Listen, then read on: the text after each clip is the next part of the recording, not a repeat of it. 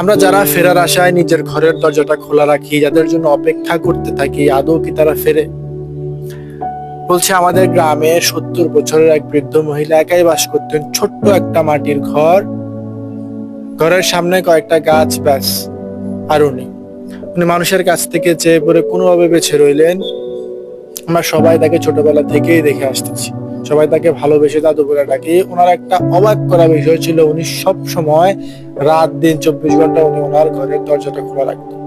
গ্রামের মানুষজন তাকে অনেক বলতো যে গ্রামে চোর ডাকাতের উপদ্রব বেড়েছে, দাদু তুমি তোমার ঘরের দরজাটা খোলা রেখো না, অফ করে রেখো। উনি সবসময় হাসি মুখে উত্তর দিতেন যে যার হারানোর কিচ্ছু নেই, যার চুরি হওয়ার কিচ্ছু নেই, তার কাছ থেকে কি চুরি হবে, কি বা ডাকাতি হবে। গ্রামের লোকজন ভাবতো যে বয়স হয়েছে বুড়িতে, মাথায় আর কাজ করছে না।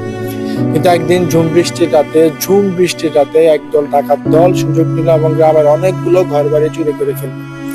গ্রামের লোকজন সকালবেলায় বুড়িটার খোঁজ খবর নিতে গেল, ওনার ঘরের সামনে গেল এবং কাকতালীয়ভাবে অবাক করা বিষয়, সেদিনে ওনার ঘরের দরজাটা ওইভাবে খোলাই ছিল, উনি আটকাননি, কিন্তু ওনার ঘরে কিচ্ছু চুরি হয়নি। তারপর গ্রামের লোকজন ধরে নিল যে আসলেই বোধহয় ওনার ঘরে চুরি হওয়ার মতো কিচ্ছু নেই। এভাবে দিন পার হচ্ছিল, বছর দুয়েক পরে বুড়িটা মারা গেল। সবাই ওনাকে কবরস্থ করার পরে ওনার ভাবলো যে ওনার ঘর দোরটা গুছিয়ে একবারে তালা দিয়ে আসবে। তারপর ওনার ঘর দোর গোছাইতে গেল, ওনার ঘরে সত্যি কিছু ছিল না। একটা চৌকি ছিল, চৌকির নিচে একটা সিন্দুক রাখা ছিল, তার ভিতরে একটা কাঠের বাক্স খুঁজে পেল।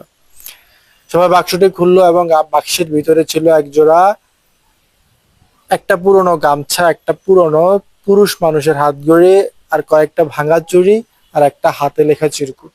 হাতে লেখা চিরকুটটি ছিল ওনার স্বামী। আমরা সবাই জানতাম ওনার স্বামী গ্রাম থেকে কাজের খুঁজে ঢাকায় গিয়েছে, কিন্তু আর ফেরেনি। হয়তোবা কোনো অ্যাক্সিডেন্টে মারা গেছেন, হয়তোবা কোনো না কোনো ভাবে উনি মারা গেছেন। ওই চিরকুটটা যখন গ্রামের লোকজন নিল, পরে দেখলো যে ওই চিরকুটটা কাপা হাতে লেখা ওনার স্বামীরই। ওই চিরকুটে লেখা ছিল, আমার যদি ফিরতে দেরি হয়, আমার যদি ফিরতে রাত হয়, তবুও তুমি দরজাটা খোলা রেখো, যাতে আমি রাতে আসলে ঘরের মধ্যে ঢুকতে পারি। সেদিন সেদিন গ্রামবাসী প্রথমবারের মতো বুঝতে পারলো যে উনি কেন রাত দিন 24 ঘন্টা দরজাটা খোলা রেখেছিলেন, কেন উনি দরজাটা কখনোই লাগাননি। আমাদের অনেকের জীবনটা এরকম, আমরা যাদের জন্য নিজের দরজাটা খোলা রাখি, যাদের জন্য বছরের পর বছর অপেক্ষা করতে থাকি, আদৌ কি সবসময় তারা ফেরে?